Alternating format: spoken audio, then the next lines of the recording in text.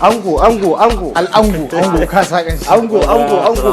ka sa. Kaga ango fa babban gawa Aminu ango. To tafiyar kenan da ya daura wurin ko ya kamata mu dan yi hoto ai tunda dai ango ya kamata dan yi hoto kafin ai normal ai. Kai. Haba ango ya haka. haba ango ya za a yi haba da Allah a yau ranar daurin auren ka guda a ce babu kanshi wannan gaskiya ina haba da Allah ai bai ka kyauta mana ba to kai babban kawa ya aka haka ya aka ce ango na daurin auren sa tun daga Bauchi na tafo tun daga Bauchi na rasa gunda zan samu turare mai kyau tun daga Bauchi a cikin garin Azarin yanzu ka rasa mana mun je shaguna da yawa amma babu best din da nake so kai ka sani ba su da turare idan ba designer ba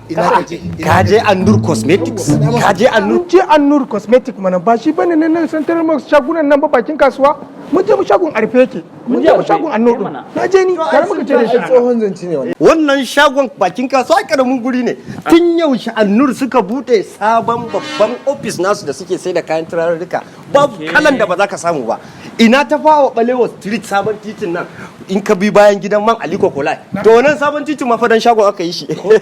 ai sun koma nan ai babu kalan da babu kai mutumi na baban designer irin su Jordani Givenchy irin su Amani ai babu wanda babu kai ina ga ma har wanda baka san da shi ba alhamdulillah dole yanzu maza ai maganar gaskiya adresin da ka faɗa mu yanzu je dole nan je ne yawa to in dai kun ne muturare kun saka mu muna falo mutumi na mu je falo mu jira su kai ka je ka sa kanshi kun dawo zama yawa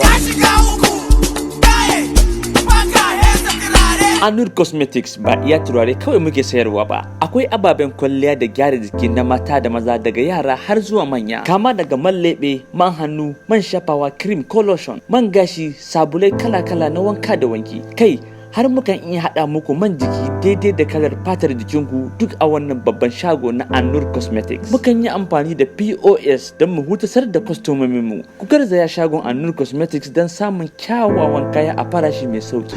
Ni na fi so na ɗau wanka, mota a ce ta sha kumfa, in za na zo mu sha hira, sai na jira na ɗau kwalba.